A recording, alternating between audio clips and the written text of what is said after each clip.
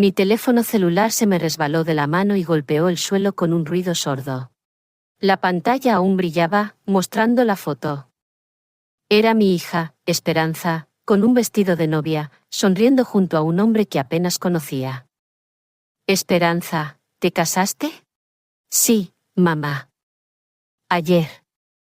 Al otro lado de la línea, podía oír los sonidos de la calle, los coches, los pasos, las voces, todo menos emoción. ¿Por qué no me lo dijiste? ¿Por qué no me invitaste? Fue algo pequeño, mamá. Solo familia. Esa palabra me martilleó en la cabeza. Familia. Recogí el teléfono, miré esa sonrisa congelada en la pantalla y lo entendí. Tal vez me había convertido en un pensamiento secundario, un detalle fuera del marco. Borré la foto, y en el silencio que quedó, se formó una pregunta que aún no puedo responder. ¿Qué hace una madre cuando deja de ser familia? Mi nombre es Clara María Hernández y durante 67 años creí que la familia lo era todo. Crié a mi hija Esperanza sola después de que mi esposo Elías falleciera. Trabajé limpiando casas para dos familias diferentes, los Rodríguez en Salamanca y los Morales en Pozuelo, para pagar su universidad. Ahorré cada dólar para que pudiera tener la boda de sus sueños. Siempre imaginé que estaría allí a su lado en el altar, sosteniendo su mano, viéndola realizar el mayor sueño de cualquier mujer. Pero el martes pasado, mientras tomaba mi café de la mañana y revisaba mi teléfono, vi una foto en Facebook que lo cambió todo. Allí estaba Esperanza con un vestido blanco junto a su esposo, Diego Herrera. Las únicas personas con ellos eran sus padres, Francisco y Elena Herrera. Mis ojos escanearon cada detalle de esa imagen varias veces. Esperanza estaba radiante, sonriendo como nunca la había visto sonreír antes. Y la leyenda decía, nuestro día especial, familia completa. Familia completa sin mí. No hubo invitación, ni conversación, ni explicación. Me enteré de que mi hija se había casado de la misma manera que cualquier extraño se entera de noticias en Internet. Mi corazón se rompió de una manera que ni siquiera sentí cuando Elías falleció. Sentada allí en mi cocina en Madrid con la taza temblando en mi mano, me di cuenta de que para Esperanza tal vez ya no existía como madre, sino meramente como un recuerdo inconveniente del pasado. La llamé 3 veces ese día. Todas fueron directamente al buzón de voz. Envié mensajes fingiendo que no había visto nada, preguntando si todo estaba bien, si necesitaba algo. La respuesta solo llegó a media tarde. Estoy bien, mamá. Hablaremos después. Hablaremos después. Como si la boda de su propia hija fuera un asunto menor que pudiera posponerse. Esa noche, acostada en la cama mirando el techo, me di cuenta de que había pasado toda mi vida siendo madre de alguien que ya no me necesitaba. Y en ese silencio de la madrugada, una nueva Clara María comenzó a despertar dentro de mí. Durante los días siguientes, los recuerdos llegaron como olas del océano. Recordé cuando Esperanza tenía 5 años y contrajo neumonía. Trabajé todo el día limpiando la casa de la familia Rodríguez en Salamanca y cosía por las noches para la familia Morales en Pozuelo. Durante 15 días, apenas dormí 3 horas por noche, cuidándola, llevándola al médico, comprando esos medicamentos caros. Cuando finalmente se recuperó, me abrazó y dijo, «Mamá, cuando crezca, me voy a casar, y tú vas a ser la dama de honor más guapa del mundo». Esas palabras habían vivido en mi corazón por más de 20 años. También recordé su fiesta de los 15 años. Había estado ahorrando durante 2 años para organizar una celebración memorable. Vendí algunas joyas de mi matrimonio. Trabajé turnos extra los fines de semana. Me privé de cosas básicas. Alquilamos el Salón Magnolia en el barrio de Centro. Compré el vestido más bonito que pude encontrar. Contraté un gran DJ. Preparé toda la comida casera yo misma. Ese día, Esperanza me dijo que era la mejor madre del mundo, que recordaría todo lo que había hecho por ella para siempre. Los invitados comentaron que el amor era visible en cada detalle de la fiesta. Pensé en los sacrificios cotidianos. Las mañanas en que me levantaba a las 5 para prepararle el desayuno antes de la escuela. Las tardes que pasaba ayudándola con las tareas, aunque yo misma no había terminado la secundaria. Las noches que me quedaba despierta, esperándola cuando salía con amigos, preocupada por su seguridad. Los domingos que llevaba una olla de acelgas con chorizo a casa de la tía Dolores para que Esperanza pudiera pasar tiempo con la familia de su padre. Cuando fue a la universidad a estudiar administración de empresas, aumenté mis horas de trabajo. Limpiaba la casa de los Rodríguez de lunes a viernes, y los fines de semana trabajaba sirviendo en eventos sociales, atendiendo mesas. Quería que se enfocara solo en estudiar, sin preocuparse por el dinero. Cada vez que mis rodillas dolían después de tantas horas de pie o cuando mis manos se agrietaban por la limpieza, pensaba en el futuro brillante que Esperanza tendría gracias a su educación. Durante esos años de universidad, comenzó a cambiar sutilmente. Ya no venía directamente a casa después de clases. Tenía sesiones de estudio, proyectos grupales, actividades extracurriculares. Los fines de semana, salía con amigos a lugares que me eran completamente ajenos. Cuando le preguntaba por su día, las respuestas se volvían más cortas, más distantes. Estaba bien, mamá. Te lo cuento después. Pero el después nunca llegaba. Fue durante su último año de universidad cuando conoció a Diego Herrera. La primera vez que lo mencionó, noté una luz especial en sus ojos. Hablaba de él constantemente, de lo inteligente que era, de que provenía de una buena familia, de que tenía planes ambiciosos para el futuro. Me alegraba verla feliz, pero también sentía un pinchazo de algo que no podía identificar. Era como si Diego representara un mundo al que yo no pertenecía, un futuro en el que no habría espacio para una madre que limpiaba casas ajenas. La primera vez que Diego vino a cenar, cociné macarrones gratinados, pollo frito, patatas con pimentón, pan de maíz y té dulce. Me esforcé más que nunca. Quería causar una buena impresión. Diego fue educado y cortés, pero noté que sus ojos escaneaban nuestra pequeña casa con una expresión que no pude descifrar. Esperanza parecía nerviosa, explicando constantemente las cosas como si tuviera que justificar nuestra forma de vida. Vuestra casa es muy bonita, señora Hernández, dijo Diego al irse. Pero había algo en su tono que me hizo sentir como si hubiera dicho lo contrario. Esa noche, Esperanza me dijo que había sido demasiado intensa, haciendo tantas preguntas sobre su familia, su trabajo y sus planes. Mamá, no todo el mundo es como nosotras, compartiendo toda la vida en la primera conversación. Esa fue la primera vez que sentí que me veían como un problema que resolver. A partir de entonces, las visitas de Diego se volvieron menos frecuentes. Cuando venía, las conversaciones eran más superficiales, más formales. Esperanza empezó a pasar más tiempo con él, llegando cada vez más tarde a casa. Las reuniones familiares de los domingos se volvieron ocasionales, luego esporádicas, hasta que desaparecieron por completo. Diego y yo tenemos planes se convirtió en la frase más común en su vocabulario. Cuando Esperanza se graduó, estuve tan orgullosa que lloré durante toda la ceremonia. Había logrado lo que yo nunca pude, terminar una carrera universitaria. Iba a tener oportunidades que yo nunca tuve. Después de la graduación, fuimos a celebrar a un buen restaurante en Alcalá de Henares. Diego también había invitado a sus padres, Francisco y Elena Herrera. Fue la primera vez que los conocí formalmente. Francisco era gerente en una gran empresa en Pozuelo. Elena había sido profesora durante muchos años antes de jubilarse. Hablaban de viajes, restaurantes elegantes y obras de teatro. Intenté participar en la conversación, pero me sentía como un pez fuera del agua. Cuando mencioné que trabajaba limpiando casas, hubo un silencio incómodo que Esperanza llenó rápidamente cambiando de tema. Esa noche, al llegar a casa, Esperanza dijo algo que me dolió profundamente. Mamá, sé que siempre intentas ser amable, pero a veces dices cosas que pueden malinterpretarse. Los padres de Diego son personas muy refinadas. ¿Refinadas? Esa palabra se me quedó grabada en la mente. Yo no era refinada. Mi amor, mi sacrificio, mi dedicación, no contaban para nada comparados con el dinero y la educación formal. Los meses siguientes estuvieron marcados por una distancia creciente. Esperanza consiguió un trabajo en una gran empresa internacional.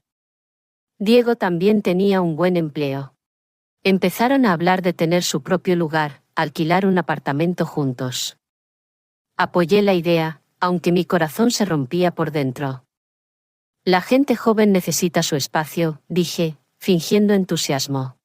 Cuando finalmente se mudaron a una zona exclusiva de Madrid, yo seguía siendo bienvenida, pero con horarios y condiciones. Mamá, mejor llama antes de venir a ver si estamos en casa, me dijo Esperanza. La espontaneidad de simplemente aparecer para visitar a mi hija se había ido para siempre.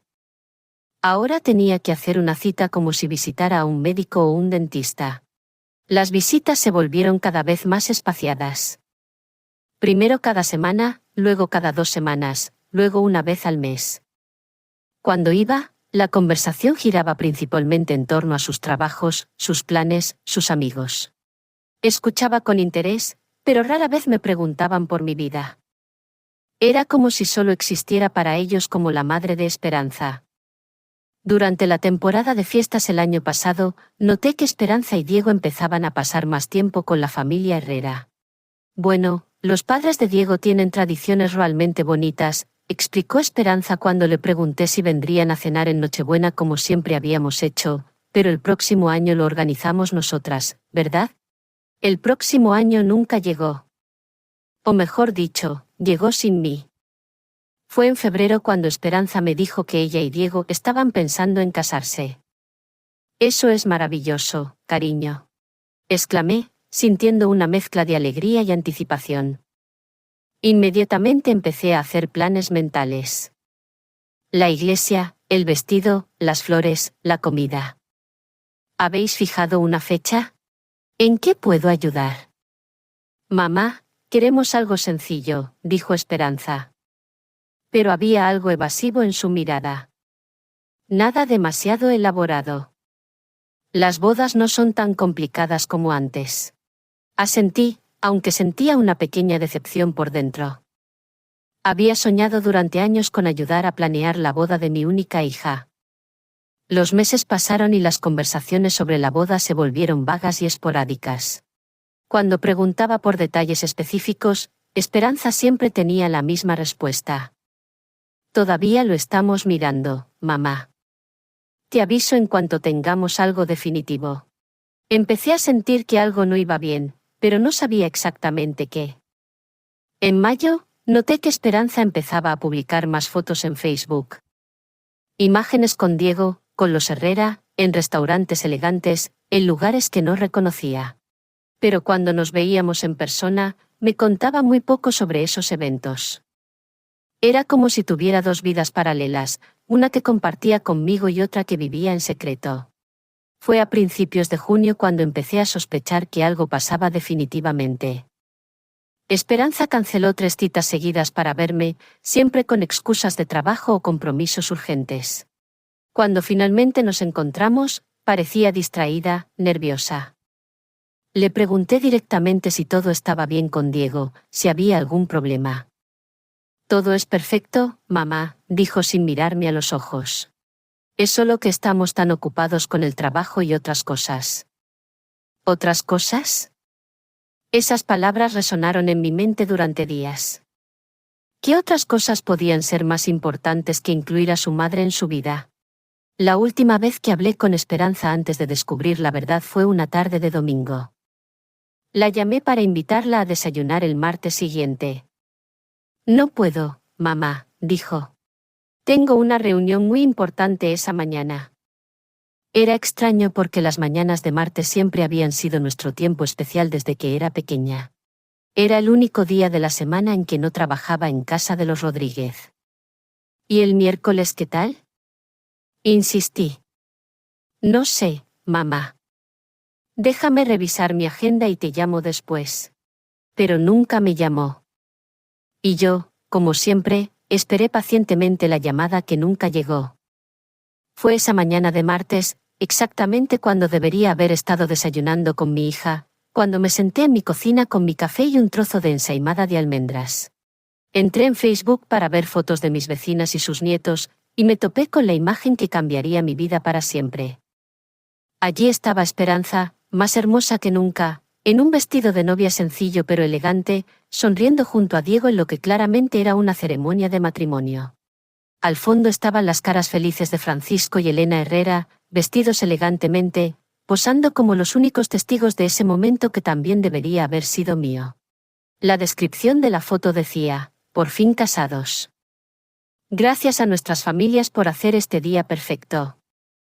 Nuestras familias en plural, pero yo no aparecía por ninguna parte. No estaba en la foto. No estaba en los comentarios. No estaba en esa historia que se suponía incluía toda mi vida. Leí cada comentario en esa publicación. Amigos de la universidad felicitando, compañeros de trabajo enviando bendiciones, algunos parientes lejanos expresando sorpresa por no haber oído de la boda. Pero ningún comentario mencionaba mi ausencia. Era como si nunca hubiera existido en la vida de Esperanza, como si esos 28 años de sacrificio y amor hubieran sido completamente borrados de su historia personal. Pasé el resto de ese día en estado de shock. Revisé mi teléfono una y otra vez, esperando una llamada, un mensaje, una explicación. Nada. Esperanza había seguido con su vida normal, publicando fotos de la luna de miel, agradeciendo las felicitaciones, compartiendo momentos de felicidad de los que yo había sido completamente excluida. Esa noche, acostada despierta y mirando el techo de mi pequeño dormitorio, entendí algo que dolió más de lo que imaginaba posible. Mi hija no me había olvidado incluir en su boda. Me había excluido conscientemente. Había tomado una decisión deliberada de que yo no formara parte del día más importante de su vida. Y en ese momento de claridad dolorosa, supe que mi vida, tal como la había conocido hasta entonces, había terminado para siempre. Pero lo que Esperanza no sabía era que su madre, Clara María, había acumulado mucho más que solo dolor durante todos esos años de sacrificio. También había acumulado una fuerza que ella misma no sabía que poseía, una dignidad que había estado latente pero nunca muerta, y una capacidad para decidir que estaba a punto de cambiarlo todo para siempre. La mujer que se levantó de esa cama el miércoles por la mañana ya no era la misma mujer que había esperado pacientemente ser incluida en la vida de su hija. Era una mujer que finalmente había entendido que algunas ausencias hablan más alto que cualquier presencia y que a veces el mayor amor que una madre puede mostrar es respeto por su propia dignidad. En esa hora silenciosa antes del amanecer en Madrid, mientras las campanas de la parroquia de San Judas repicaban a las 3 de la madrugada, Clara María Hernández tomó la primera decisión completamente autodirigida que había tomado en casi 30 años. Si ya no era bienvenida en la vida de Esperanza, entonces Esperanza ya no sería bienvenida en la suya. Pero esta historia apenas comenzaba, y lo que vino después cambiaría las vidas de todos los involucrados de maneras que ninguno de ellos podría haber imaginado. Los días siguientes pasaron en una niebla densa que me impedía ver claramente hacia dónde se dirigía mi vida. Esperanza no llamó para explicar, no apareció en la casa, no mostró ningún signo de remordimiento. Siguió publicando fotos de la luna de miel en Mallorca, como si nada hubiera pasado, como si yo fuera solo otra seguidora en sus redes sociales. Cada nueva foto era una confirmación de que realmente ya no formaba parte de su vida. Intenté mantenerme ocupada con las tareas del hogar, con la misa del miércoles en San Judas, con charlas con la señora Elena Rodríguez, mi vecina de toda la vida. Pero por mucho que lo intentara ocultar, el dolor siempre estaba allí, causando un dolor profundo en el pecho, como una presencia constante que hacía difícil respirar. Fue mientras ordenaba papeles viejos en el baúl de madera que había pertenecido a mi madre cuando los recuerdos volvieron con toda su fuerza. Encontré certificados de nacimiento, historiales de vacunación que había guardado con tanto cuidado, y boletines escolares donde Esperanza siempre sacaba 10. Recordé cada sacrificio. Las mañanas tempranas cosiendo vestidos para señoras del barrio para pagar las clases de inglés de Esperanza. Las veces que comía solo pan con mermelada para que ella tuviera carne en el plato. Los regalos de cumpleaños que ahorraba todo el año para comprar. Recordé las veces que llegaba a casa llorando porque sus amigas tenían ropa de diseñador. Y yo iba al mercado de San Miguel al día siguiente para comprar exactamente lo que quería, aunque eso significara retrasar el alquiler ese mes. A lo largo de todos esos años, Esperanza siempre tenía una excusa para no incluirme completamente en su vida. Primero eran sus estudios, luego el trabajo, luego su novio Diego, que no se llevaba bien con las suegras. Siempre lo aceptaba. Siempre lo entendía. Siempre me adaptaba a su horario, a sus caprichos, a sus decisiones. Pero ahora, mirando hacia atrás, me di cuenta de que me había vuelto cada vez más pequeña en su vida, ocupando espacios cada vez más mínimos hasta llegar al punto de no saber siquiera que se casaba. La esperanza que crié, la que amé incondicionalmente, la que siempre puse primero, se había convertido en una extraña que solo me compartía migajas de atención cuando le convenía. Ese jueves por la tarde, mientras organizaba fotos familiares en una caja de zapatos, encontré una que me hizo llorar más fuerte de lo que había llorado en años. Era de la comunión de Esperanza. Tenía 8 años. Llevaba un hermoso vestido blanco que le había pedido a una costurera local que hiciera. En la foto, Esperanza me abrazaba fuertemente y sonreía con una felicidad pura y genuina. Yo también sonreía. Pero ahora podía ver en mis ojos de entonces algo que había perdido. La certeza de que era amada incondicionalmente por mi hija. Recordé ese día perfectamente. Había ahorrado durante 6 meses para esa celebración. Alquilé el Salón Magnolia. Invité a toda la familia. Preparé barbacoa, ensalada de patatas, té dulce y un enorme bizcocho de chocolate que pedí especialmente. Esperanza se sintió como una princesa, corriendo de mesa en mesa, presentándome a todos como mi mamá, la más guapa del mundo. Esa noche, cuando todos se habían ido, me ayudó a recoger los platos y dijo: «Mamá, cuando crezca y tenga mis propias fiestas, siempre vas a ser la persona más importante». Siempre. Las lágrimas corrían por mis mejillas mientras sostenía esa fotografía. ¿Qué le pasó a esa niña que me prometió que siempre sería la persona más importante en su vida? ¿Cuándo me volví tan insignificante que ni siquiera merecía estar presente en su boda? Seguí mirando las fotos y encontré otra que dolió tanto como esa. Esperanza a los 15, el día de su fiesta de los 15 años. Habíamos alquilado un salón en el barrio de Centro. Había un DJ, comida para 150 personas y una banda en vivo para los valses. Había trabajado doble turno durante un año entero para darle esa fiesta.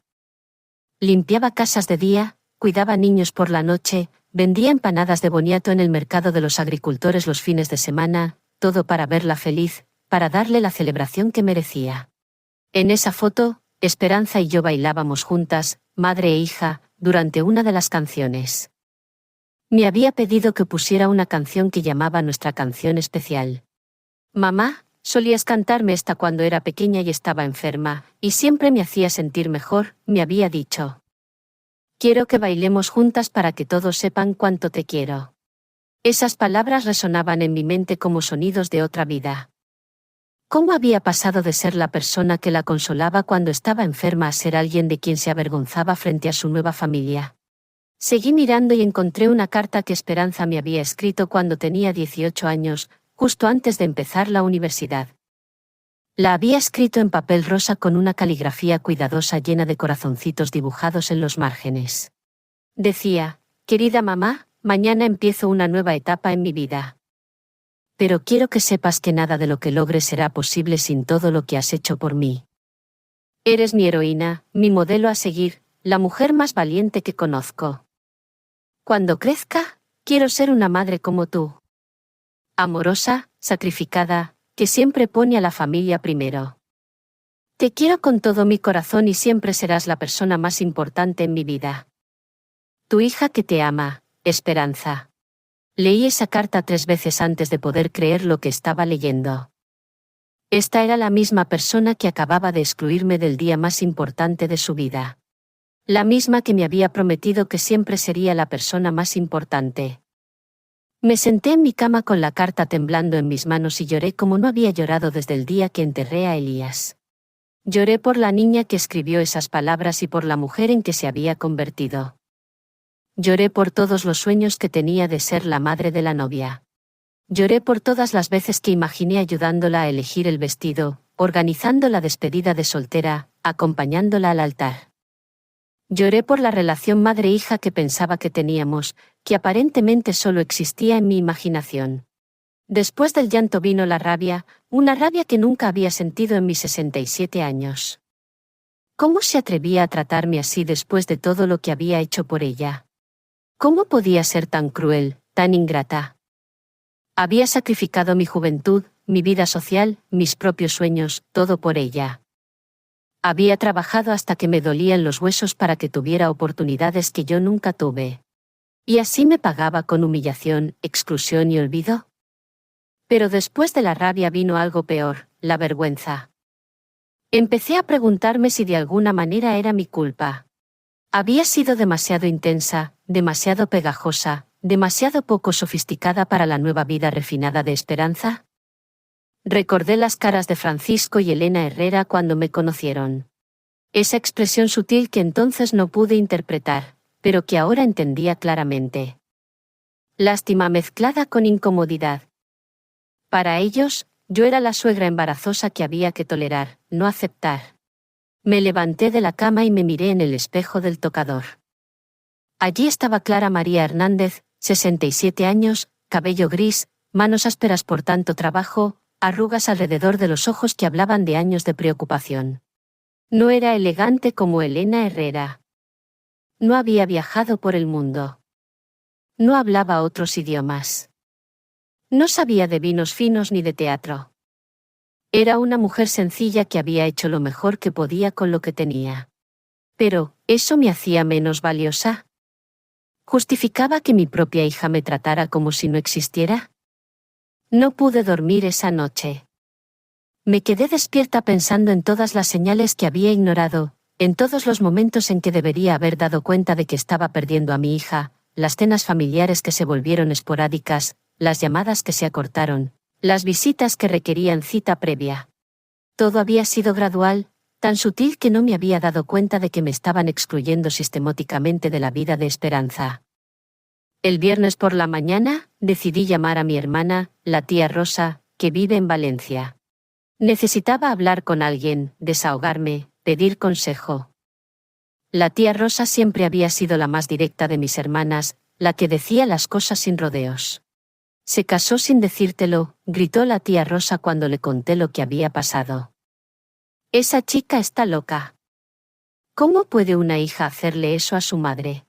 Le conté toda la historia desde los primeros cambios en la actitud de Esperanza hasta el descubrimiento de la boda en Facebook.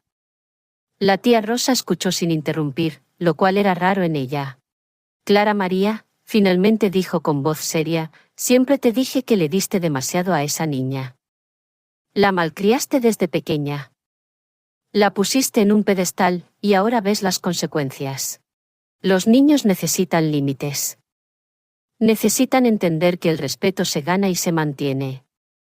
Sus palabras dolieron porque sabía que contenían algo de verdad. Siempre había consentido a Esperanza. Siempre había cedido ante sus berrinches. Siempre había puesto sus necesidades antes que las mías. Pero lo había hecho por amor, porque quería que tuviera todo lo que yo no pude tener.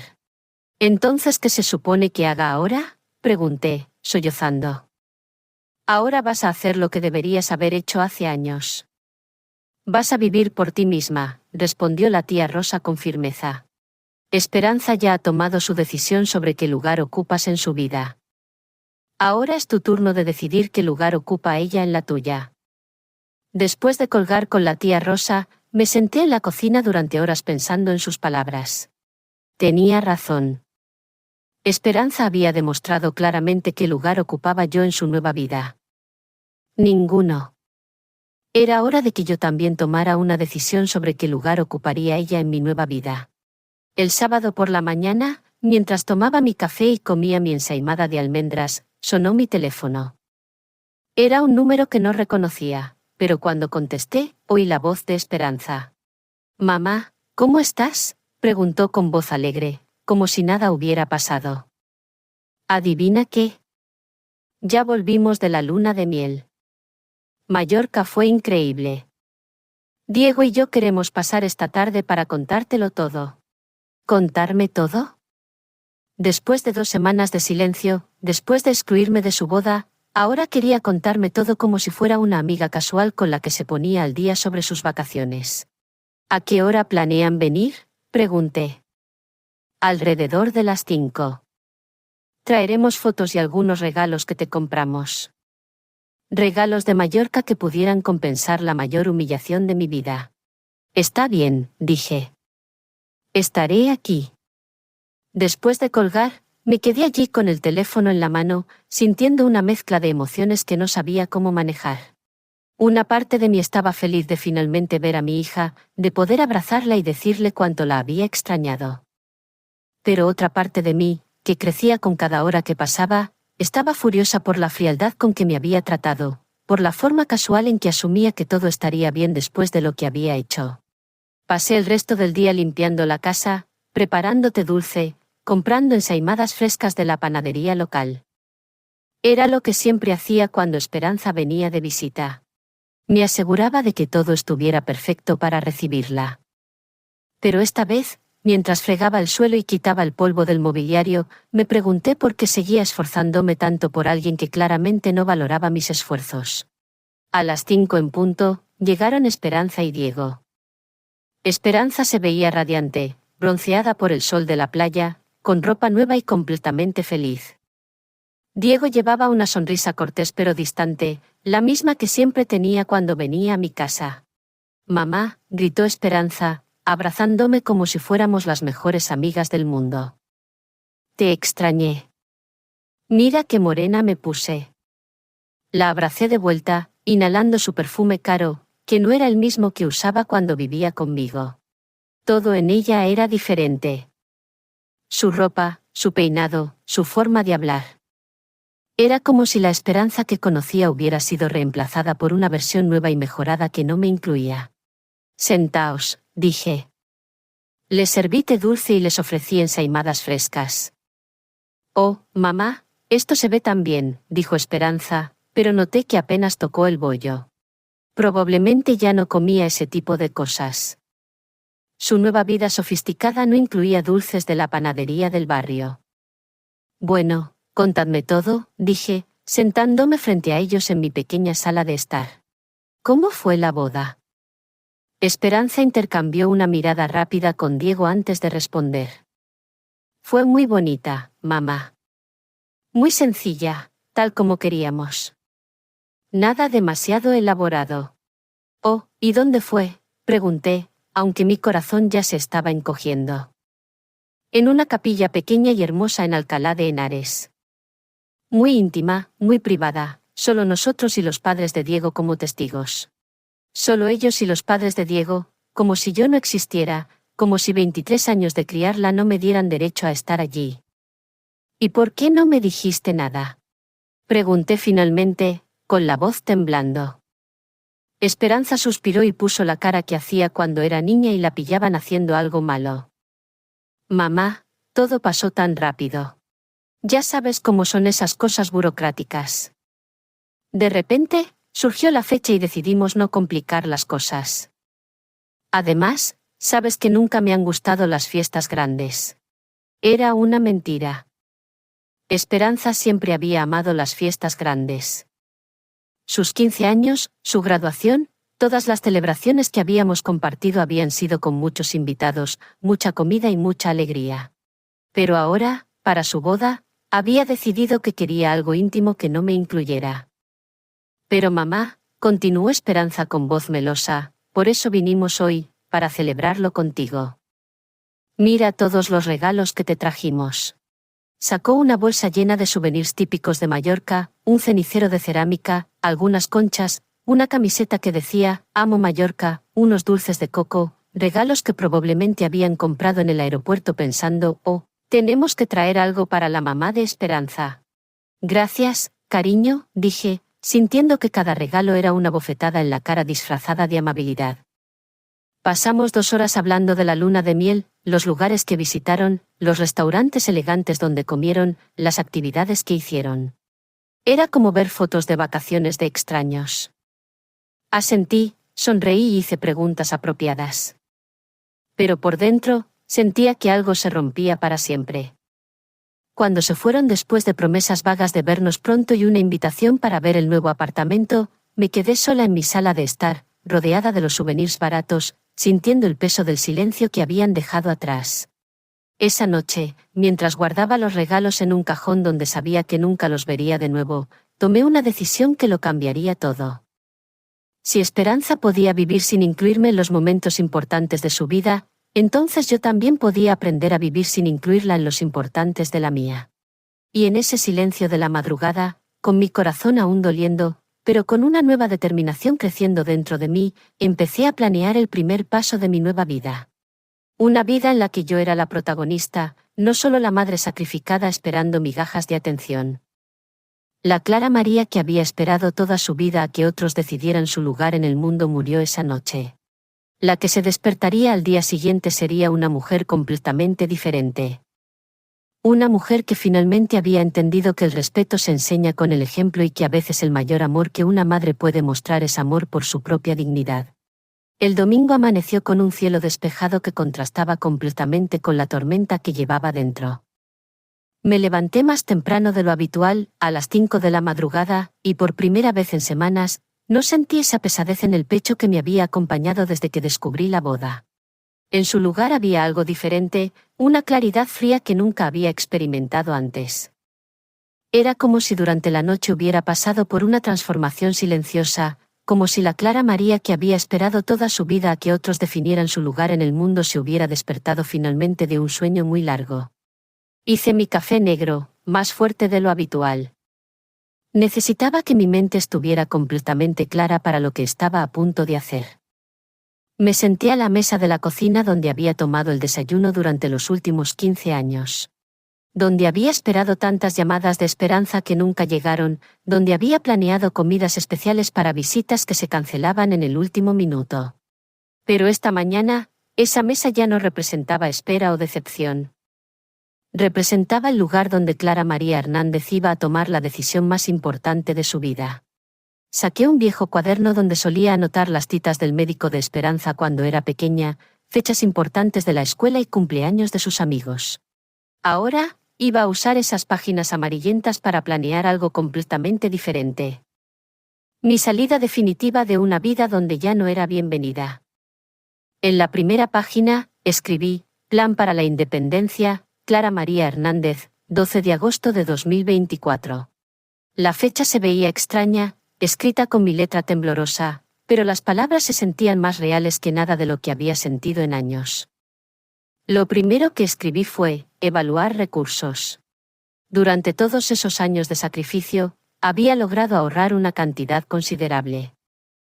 No era rica, pero tampoco estaba desprotegida.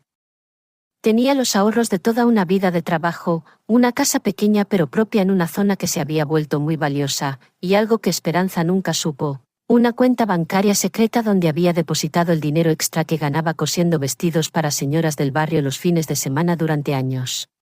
Abrí esa cuenta cuando Esperanza cumplió 18, pensando que sería mi regalo de boda para ella. Cada dólar que depositaba allí, lo hacía imaginando el momento en que se lo daría. Mi hija, esto es para que empieces tu matrimonio sin deudas, para que tengas tu propio hogar. Para que no pases las dificultades que yo pasé. Durante 10 años, había nutrido esa cuenta con la ilusión de ver la cara feliz de Esperanza al enterarse de la sorpresa. Pero ahora, después de ser excluida de su boda, ese dinero tomaría un camino completamente diferente. El segundo punto en mi lista era investigar opciones de vivienda. No podía quedarme en esta casa donde cada rincón me recordaba los años de espera, donde cada llamada me haría pensar que podría ser Esperanza buscando reconciliación. Necesitaba un lugar nuevo, un espacio completamente mío, donde pudiera construir una vida que no dependiera de migajas de atención de mi hija. Recordé que la Sra. Elena Rodríguez, mi vecina de toda la vida, siempre me había hablado de su hermana Gloria, que se había mudado a una comunidad residencial para adultos mayores en Alcalá de Henares. Es maravilloso, Clara. La señora Rodríguez me lo había dicho varias veces. Hay actividades, seguridad, gente de nuestra edad. Gloria dice que nunca se ha sentido tan libre en su vida. En ese momento, pensaba que esos lugares eran para gente que no tenía familia que cuidara de ellos. Ahora, entendía que eran para gente que había decidido cuidarse a sí misma. El tercer punto era el más doloroso, pero el más necesario: cortar lazos gradualmente. No podía desaparecer de la noche a la mañana porque eso causaría drama innecesario y le daría a Esperanza razones para justificar su comportamiento. Mi mamá siempre fue tan dramática. Por eso no la incluimos en cosas importantes. No, mi salida tenía que ser tan silenciosa y digna como mi entrada en la vida de Diego Herrera lo había sido. Gradual, respetuosa, pero definitiva. Después del desayuno, me duché y me puse mi vestido azul marino del domingo, el que usaba para la misa en San Judas. Pero esta mañana, no iba a la iglesia. Iba a comenzar la investigación más importante de mi vida. Agarré mi bolso, metí el cuaderno dentro, y salí de mi casa con una determinación que no había sentido en años. Mi primera parada fue el banco. Era extraño caminar por las calles de mi barrio, sabiendo que cada paso me alejaba de la vida que había conocido durante 67 años. El señor Fernando López, el ejecutivo que había manejado mis cuentas durante los últimos 10 años, se sorprendió al verme cerca del cajero automático una mañana de domingo. «Buenos días, señora Hernández», me saludó cuando me reconoció. «¿Todo bien?» «Perfecto, señor López», respondí con una sonrisa que no esperaba tener. «Solo estoy revisando mis opciones financieras. Podría necesitar hacer algunos movimientos esta semana». «Por supuesto, señora. Estoy disponible el lunes si desea revisar sus cuentas en detalle».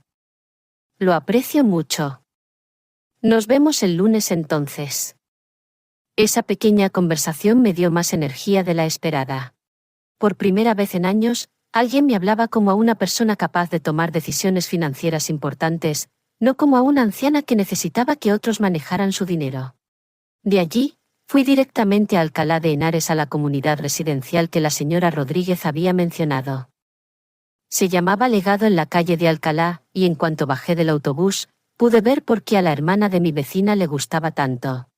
Era un lugar hermoso y limpio, con jardines bien cuidados y una atmósfera de tranquilidad que no había sentido en años. La recepcionista, una mujer muy amable llamada Patricia, me dio la bienvenida con una sonrisa genuina cuando le expliqué que estaba interesada en ver las instalaciones. «Me alegra que haya venido», dijo con entusiasmo. «Justo tenemos 2 apartamentos muy bonitos disponibles. ¿Le gustaría un tour completo?» Durante las siguientes 2 horas, Patricia me mostró cada rincón del Legado en la calle de Alcalá. Los apartamentos eran pequeños pero cómodos, perfectos para una persona. Tenían una sala comedor, un dormitorio, un baño completo y una cocina equipada. Lo que más me gustó fue el balcón con vistas a los jardines, donde podía imaginarme tomando mi café por las mañanas y viendo el atardecer por las tardes.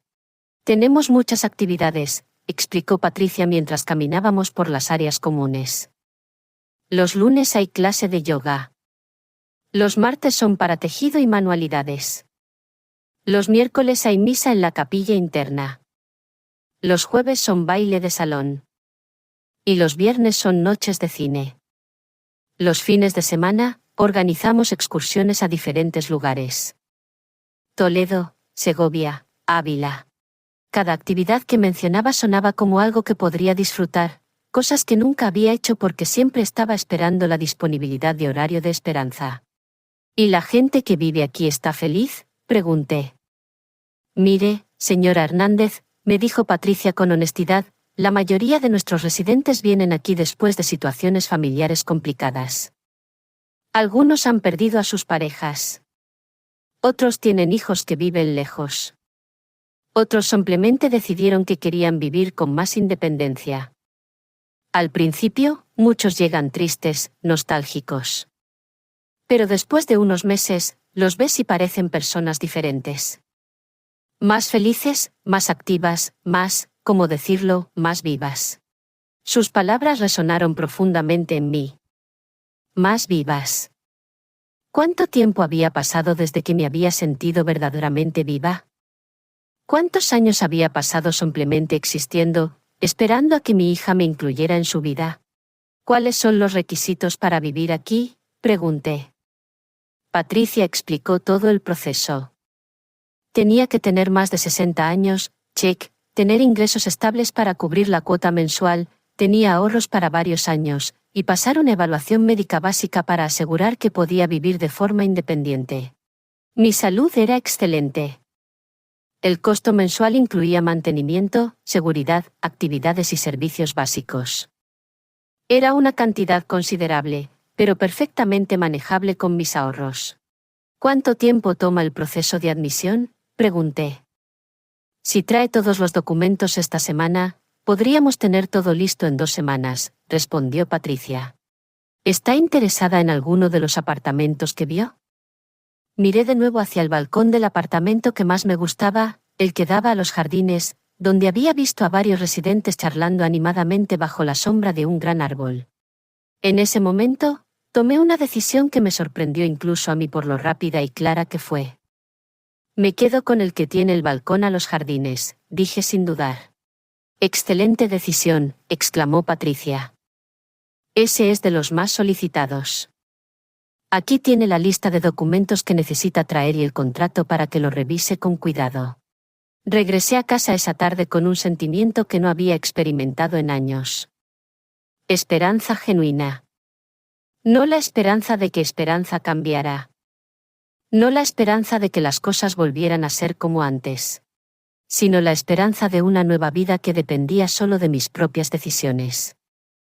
Esa noche, en lugar de ver la televisión como hacía todos los domingos, me dediqué a organizar mis documentos: certificado de nacimiento, prueba de ingresos, extractos bancarios, identificación. Era extraño preparar papeleo para empezar una nueva vida a los 67, pero cada documento que organizaba me hacía sentir más segura de mi decisión. El lunes por la mañana, fui al banco exactamente a las 9 de la mañana cuando abrían. El señor Fernando López me saludó con la misma cortesía profesional de siempre. Pero cuando le expliqué que necesitaba hacer algunos movimientos importantes en mis cuentas para una inversión personal, noté un respeto en sus ojos que no había visto antes. Señora Hernández, me complace oír que está tomando decisiones financieras proactivas, dijo mientras revisaba mis extractos bancarios. Veo que ha sido muy disciplinada con sus ahorros todos estos años. Tiene recursos muy sólidos. Oír esas palabras me llenó de una confianza que no sabía que tenía. Durante tantos años, había vivido con la mentalidad de que era una persona de recursos limitados, alguien que dependía de la caridad de otros. Pero la realidad era que había trabajado duro, ahorrado diligentemente y construido una base financiera sólida sin ayuda de nadie. Necesito hacer una transferencia significativa a mi cuenta corriente, expliqué. Y también quiero saber sobre inversiones seguras que me den ingresos mensuales. Durante la siguiente hora, el señor López me explicó diferentes opciones de inversión que podrían darme ingresos regulares sin tocar el capital principal. Era información que nunca había buscado antes porque siempre pensé que mi dinero estaba destinado exclusivamente a emergencias o a ayudar a Esperanza. Ahora veía que tenía opciones, que podía hacer que mi dinero trabajara para mí en lugar de solo guardarlo para otros. De allí, fui directamente a la oficina del señor Miguel Sánchez, un abogado que la S.R.A. Rodríguez me había recomendado años atrás cuando tuve problemas con algunos documentos de la casa. Necesitaba asegurarme de que todos mis bienes estuvieran en orden, y más importante, necesitaba actualizar mi testamento. Señora Hernández, ¿qué la trae por aquí?, preguntó el señor Sánchez cuando entré en su oficina. Necesito actualizar mi testamento y organizar mejor mis bienes, le dije directamente. Si se sorprendió por la naturaleza de mi visita, no lo mostró. Durante los siguientes 40 minutos, revisamos todos mis documentos de propiedad, cuentas bancarias y seguros. Era impresionante verlo todo junto. Realmente había construido un patrimonio considerable a través de puro trabajo y disciplina. ¿Tiene algún cambio específico en mente para el testamento?, preguntó. Sí, respondí sin dudar. Quiero dejar el 50% de mis bienes a instituciones benéficas que ayuden a madres solteras trabajadoras y el otro 50% a mi hija, pero con una condición. ¿Qué tipo de condición? Que solo pueda acceder a la herencia después de escribir una carta explicando por qué tomó ciertas decisiones sobre nuestra relación. No tiene que disculparse. Solo tiene que ser honesta sobre sus razones. Esa carta debe entregarse a usted como testigo, pero debe escribirla, aunque ya no esté aquí para leerla. El señor Sánchez lo anotó todo con cuidado. Es una condición muy pensada, señora Hernández. Le da una oportunidad de reflexión sin forzar una reconciliación. Exacto, confirmé. No busco venganza, señor Sánchez.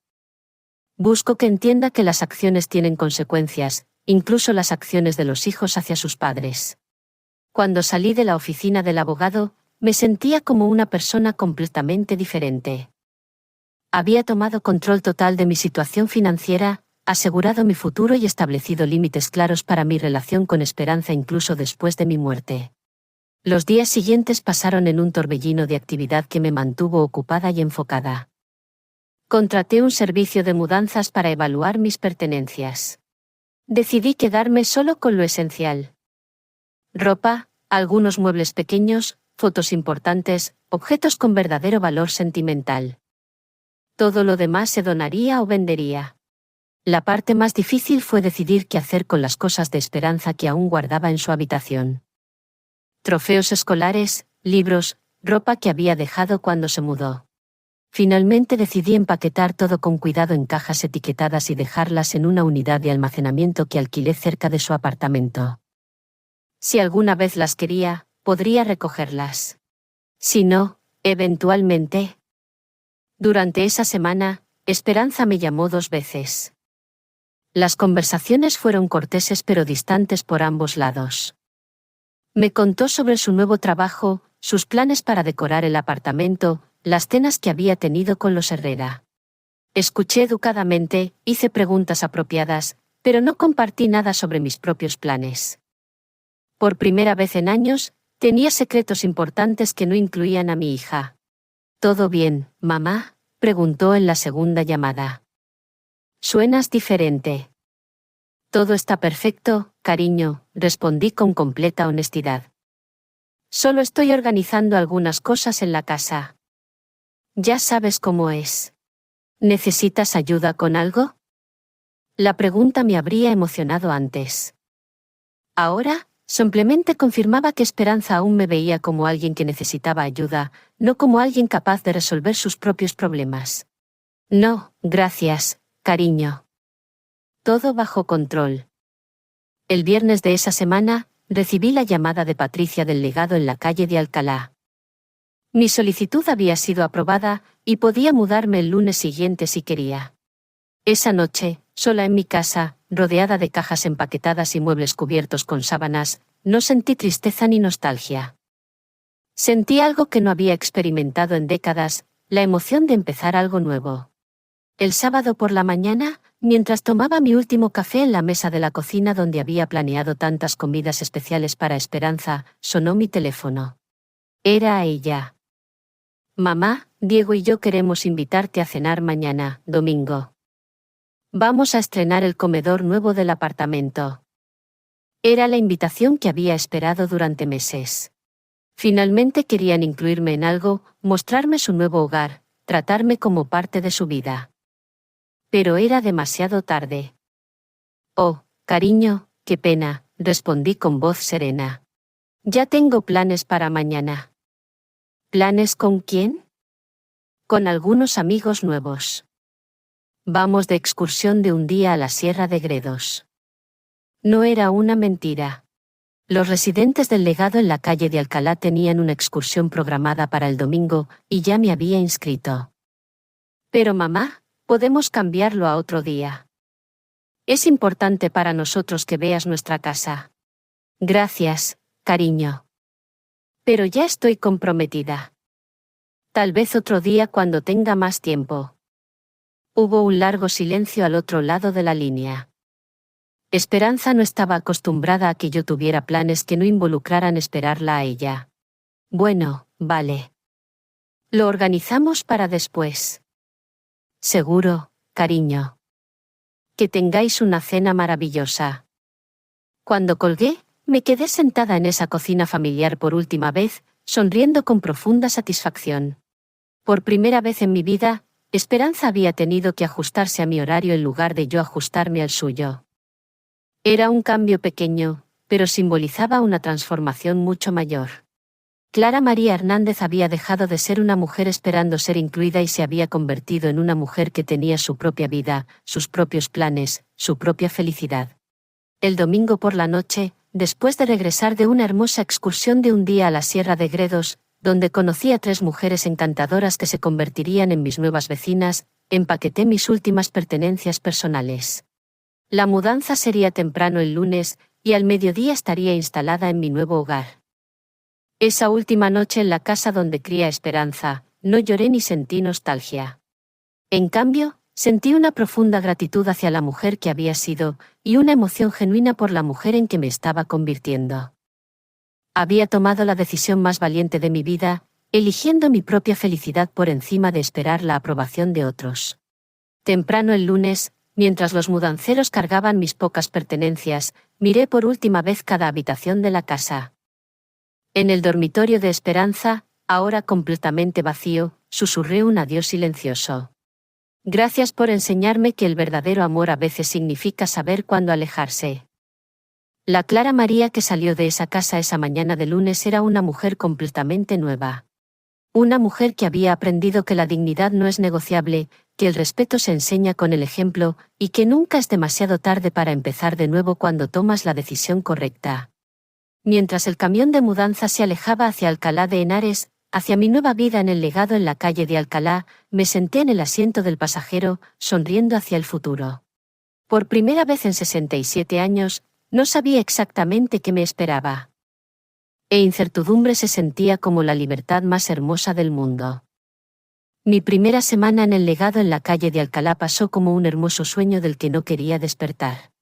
Cada mañana me despertaba en mi nuevo apartamento acogedor, preparaba mi café en la cocina que era enteramente mía, y salía al balcón a mirar los jardines donde ya había identificado a mis nuevas vecinas. Estaba la señora Mercedes, de 72 años, que había sido maestra de primaria durante 40 años.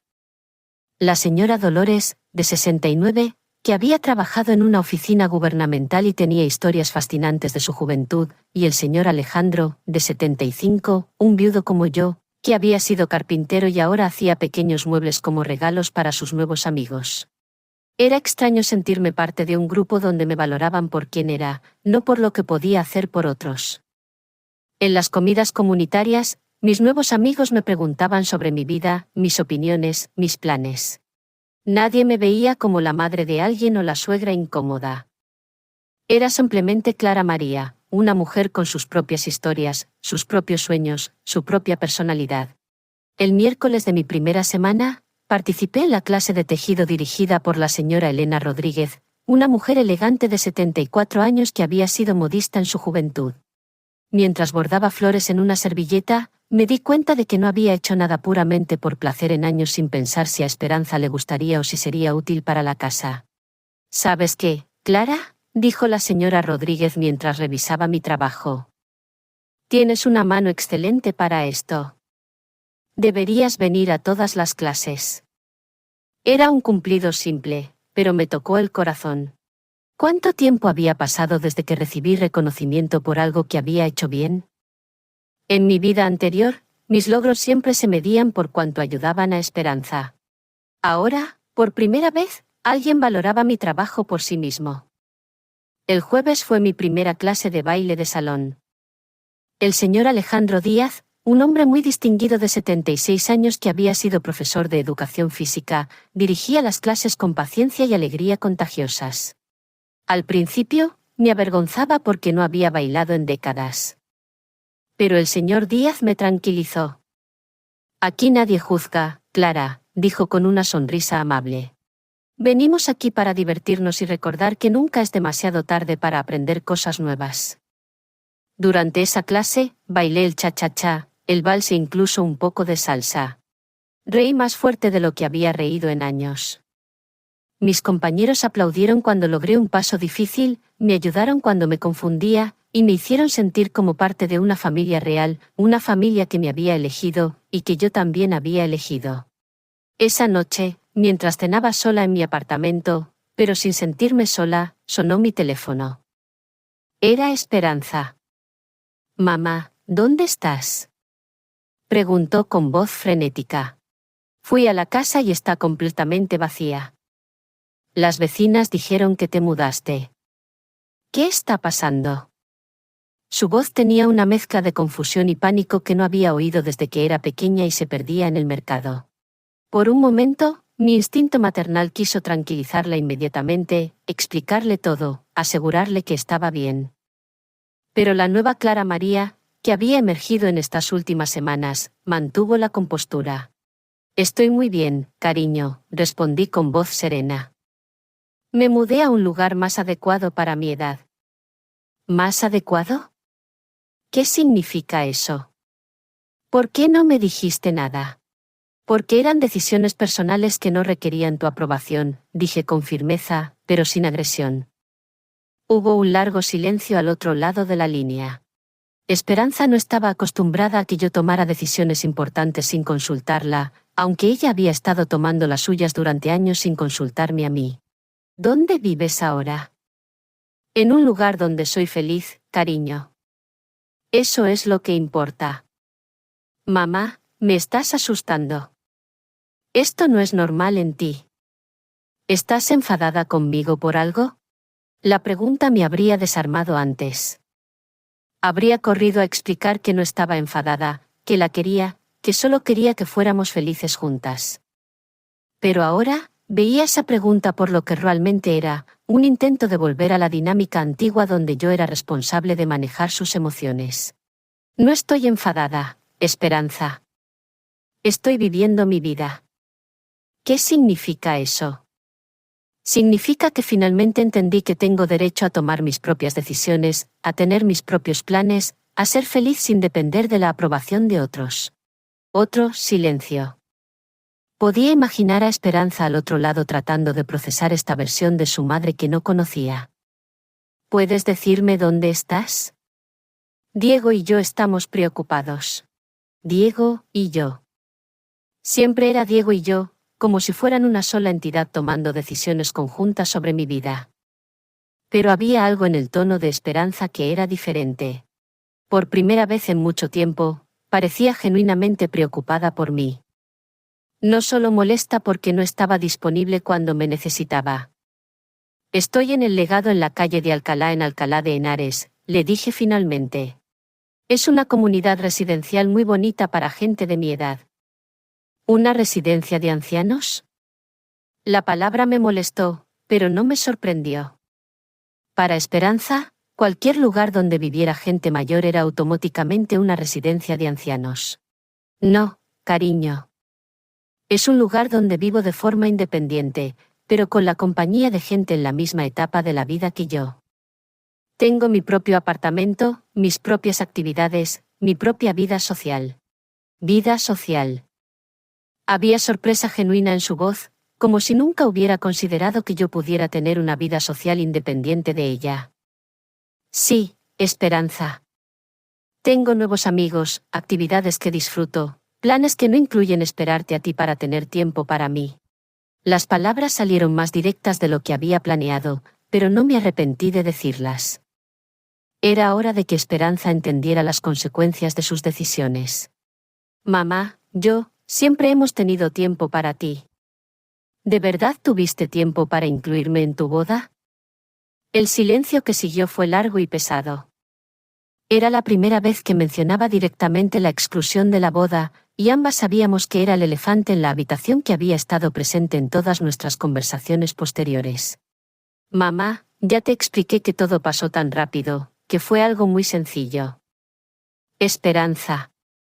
La interrumpí con voz firme pero calmada. No me interesan más excusas.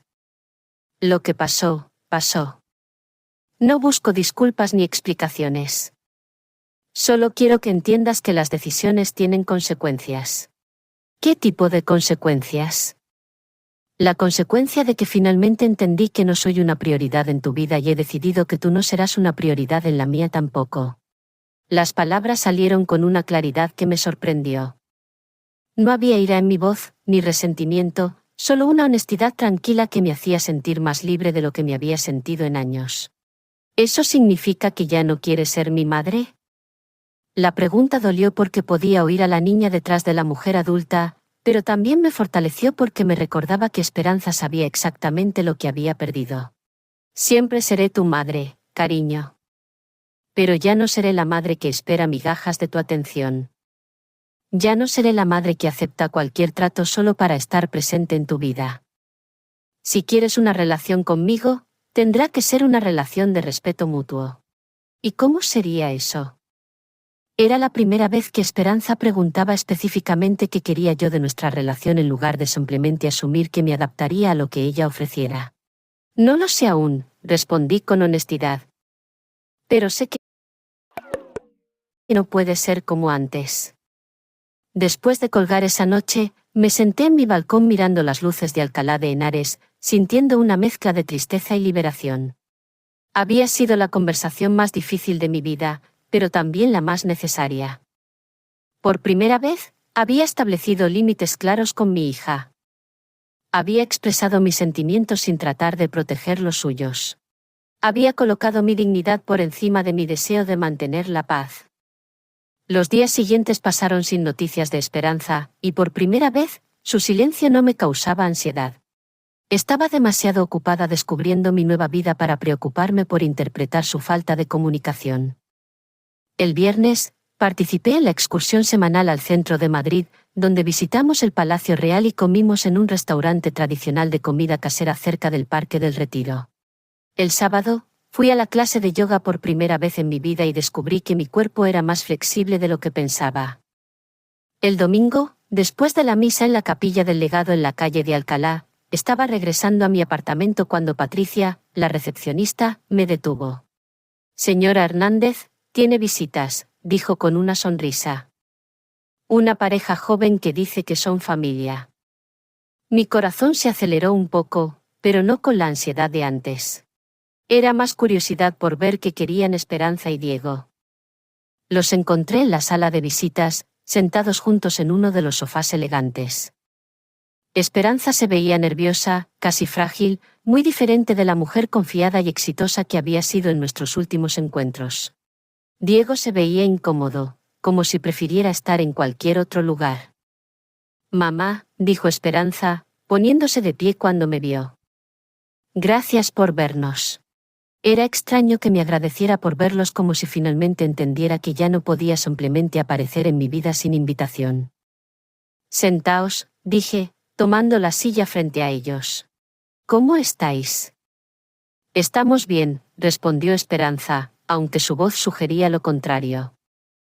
«Queríamos venir a ver dónde vives para asegurarnos de que estás cómoda». Miré alrededor de la sala de visitas con su mobiliario elegante, sus plantas bien cuidadas, sus grandes ventanas que dejaban entrar mucha luz natural.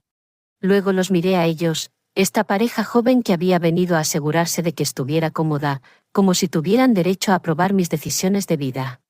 «Como podéis ver, estoy muy cómoda», dije con una sonrisa genuina. «Este lugar es perfecto para mí». «Sí, se ve muy bonito», admitió Diego, hablando por primera vez. «Debe ser caro, sin embargo». Ahí estaba. La preocupación real, no mi felicidad ni mi comodidad, sino cuánto de su herencia estaba gastando. «Por suerte, puedo pagarlo sin problemas», respondí con calma. «Resulta que trabajé y ahorré más de lo que sabíais». Observé cómo Esperanza y Diego intercambiaban una mirada rápida. Era obvio que habían hablado de mi situación financiera antes de venir. «Mamá, no queremos que te quedes sin dinero viviendo en un lugar como este», dijo Esperanza con voz preocupada. «¿Por qué me quedaría sin dinero?», pregunté con curiosidad genuina. «Bueno, siempre nos dijiste que tenías que vigilar cada euro. Que el dinero no llegaba muy lejos». Era verdad. Durante años, les había dicho eso. Pero lo que nunca expliqué era que no llegaba lejos porque constantemente priorizaba sus necesidades sobre las mías, porque ahorraba dinero para sus emergencias en lugar de gastarlo en mi propio confort. «Es verdad que vigilaba cada euro», confirmé, «pero era porque ahorraba para poder ayudaros cuando lo necesitarais. Ahora que está claro que no necesitáis mi ayuda, puedo usar mi dinero para mi propia felicidad». «¿Qué quieres decir con que no necesitamos tu ayuda?», preguntó Diego con voz tensa. Quiero decir que sois adultos exitosos e independientes capaces de tomar vuestras propias decisiones sin consultarme, incluyendo decisiones tan importantes como casaros. Si sois lo suficientemente independientes para eso, entonces no necesitáis que yo guarde mi dinero para vuestras emergencias. El silencio que siguió fue incómodo. Podía ver cómo procesaban la lógica de mis palabras, cómo se daban cuenta de que no podían tener ambas cosas, independencia total de mí cuando les convenía y acceso a mis recursos cuando lo necesitaran. Mamá, dijo Esperanza finalmente, con voz más suave. ¿Estás muy enfadada conmigo? Era la pregunta de una niña, no de una adulta. Y por primera vez desde la boda, sentí un poco de compasión por ella, pero era un tipo de compasión diferente, no la compasión ciega que me había llevado a excusar su comportamiento durante años. No estoy enfadada, cariño, le dije con honestidad. Estoy decepcionada. Estoy triste. Pero sobre todo, estoy en paz. En paz con finalmente entender quién soy más allá de ser tu madre. En paz con haber descubierto que puedo ser feliz sin depender de tu aprobación o tu atención. Esperanza se quedó en silencio por un momento, y podía ver lágrimas empezando a formarse en sus ojos. ¿Eso significa que ya no me quieres? Era la pregunta que había estado esperando, y tenía la respuesta lista. Te quiero más de lo que puedes imaginar, Esperanza. Pero he aprendido que querer a alguien no significa permitir que te falte el respeto. He aprendido que el amor verdadero incluye límites, incluye dignidad, incluye respeto mutuo. ¿Y qué podemos hacer para arreglar esto?, preguntó Diego, hablando por primera vez como si realmente le importara la respuesta. Los miré a ambos. Esta pareja joven que había venido a arreglar la situación, probablemente esperando que con una visita y unas disculpas, todo volviera a la normalidad. No hay nada que arreglar, dije con calma. No estoy rota. No estoy enferma. No estoy actuando por despecho. Simplemente estoy viviendo la vida que merezco vivir. ¿Pero podemos seguir siendo familia?, preguntó Esperanza, con voz temblorosa. Siempre seremos familia, le aseguré. Pero será un tipo de familia diferente. Una donde nos respetemos mutuamente, donde nos incluyamos en las cosas importantes, donde nos tratemos como adultos iguales. ¿Cómo sabemos qué esperas de nosotros?, preguntó Diego. Era una pregunta práctica, y aprecié su honestidad. Esperanza sabe cómo tratarme con respeto, respondí, mirando directamente a mi hija. Lo hizo durante muchos años cuando era más joven. Solo necesita recordar cómo hacerlo. Esperanza asintió lentamente como si finalmente entendiera que no había solución rápida, que tendría que hacer un esfuerzo real para reconstruir nuestra relación. ¿Podemos llamarte a veces?, preguntó con voz pequeña. Por supuesto, dije, pero no estaré disponible cada vez que llaméis. Ahora tengo mi propia vida, mis propias actividades, mis propios compromisos. Era extraño decir esas palabras. Durante 67 años, nunca había tenido compromisos que no pudiera cancelar por Esperanza. Ahora tenía clases de tejido, excursiones, cenas con amigos, una vida social que era importante para mí. Cuando se fueron esa tarde, después de promesas vagas de mantener una mejor comunicación y hacer las cosas diferente, me quedé sentada en la sala de visitas un rato más, procesando lo que había pasado. No había habido reconciliación dramática, ni lágrimas de remordimiento, ni promesas de cambio inmediato. Pero había habido algo más valioso. Reconocimiento. Por primera vez, Esperanza había reconocido que me había tratado mal, que había tomado decisiones que me dolieron y que tendría que hacer un esfuerzo real si quería una relación conmigo. Esa noche, durante la cena comunitaria en el comedor del legado en la calle de Alcalá, mis nuevos amigos me preguntaron sobre mis visitantes. ¿Todo bien con la familia?, preguntó la señora Mercedes con genuina preocupación. Todo está exactamente como debería estar, respondí con una sonrisa. Por primera vez en años, todo está exactamente como debería estar. Y era verdad. No sabía si Esperanza y yo volveríamos a tener una relación cercana. No sabía si realmente cambiaría o si simplemente aprendería a manejarme mejor. Pero sabía que yo había cambiado para siempre y que no importaba qué pasara con nuestra relación, estaría bien. La Clara que había esperado años porque su hija la incluyera en su vida había muerto para siempre. En su lugar, había nacido una mujer que conocía su valor, que tenía sus propios sueños, que era capaz de ser feliz con o sin la aprobación de otros. Y esa transformación, por dolorosa que hubiera sido, valía más que cualquier reconciliación que requiriera que volviera a ser la mujer pequeña y sumisa que había sido antes. Por primera vez en mi vida, era libre. Y esa libertad se sentía como el regalo más hermoso que me había dado a mí misma. Hoy, 6 meses después, me despierto cada mañana en mi pequeño pero acogedor apartamento. Miro por la ventana y veo un mundo diferente. No es un mundo sin dolor, pero es un mundo donde elijo quién forma parte de mi historia. Cuido mis plantas en el patio. Leo los libros que siempre quise leer. Frecuento la nueva capilla donde nadie me conoce como la Madre de Esperanza. Soy simplemente Clara María Hernández, una mujer de 67 años que está aprendiendo a vivir para sí misma después de décadas viviendo exclusivamente para otros. A veces recibo llamadas de números desconocidos que sé que son Esperanza tratando de contactarme a través de teléfonos de otras personas.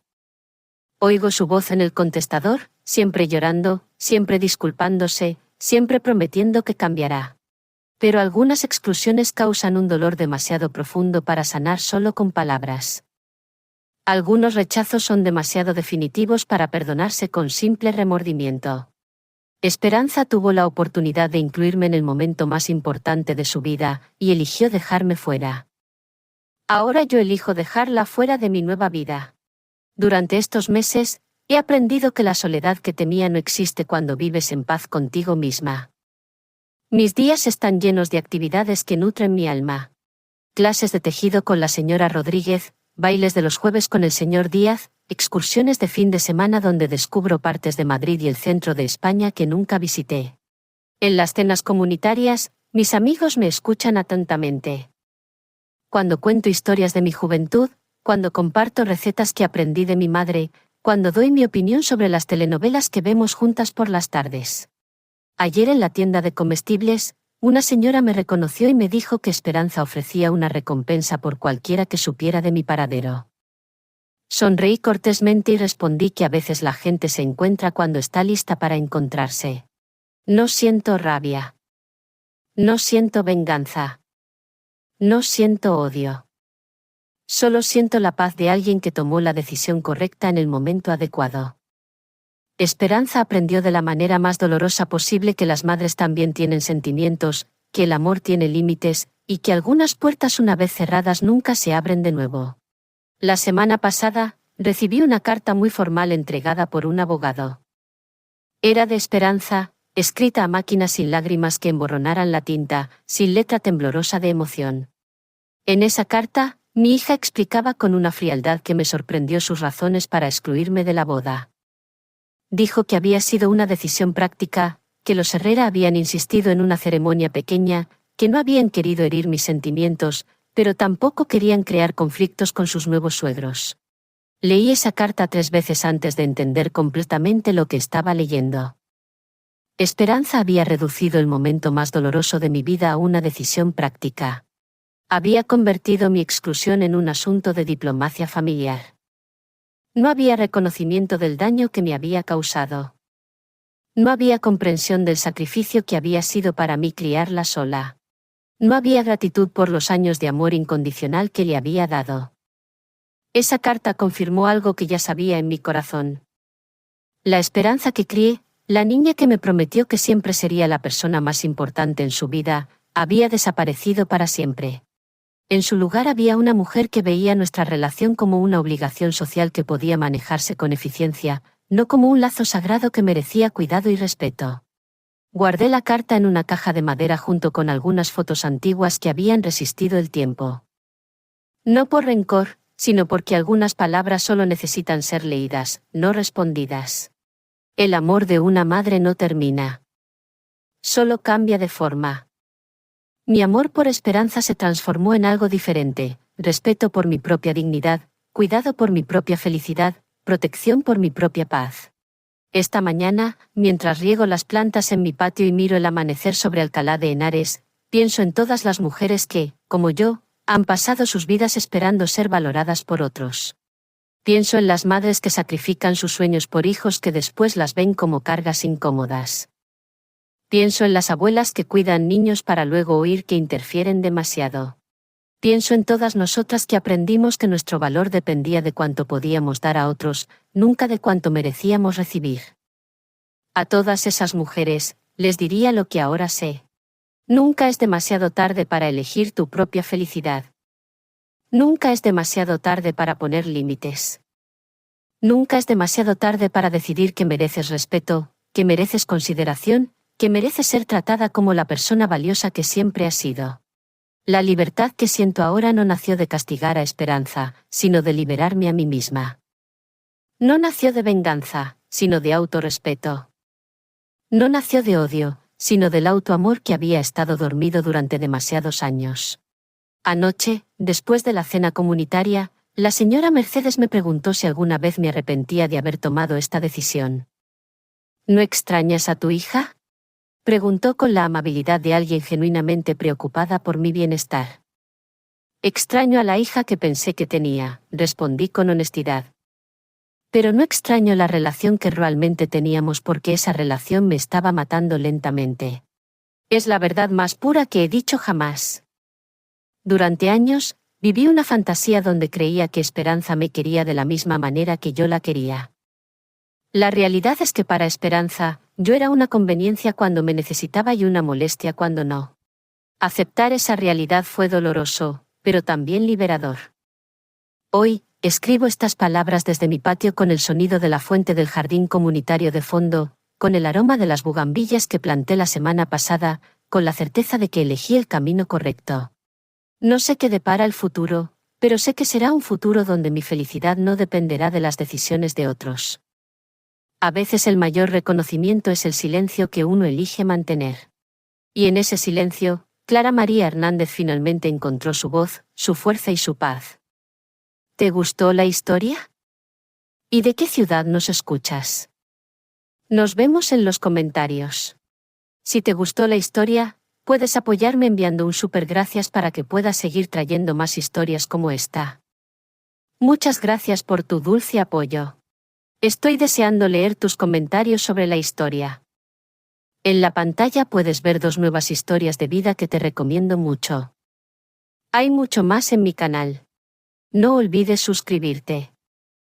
Nos vemos en la próxima historia de vida. Con amor y respeto.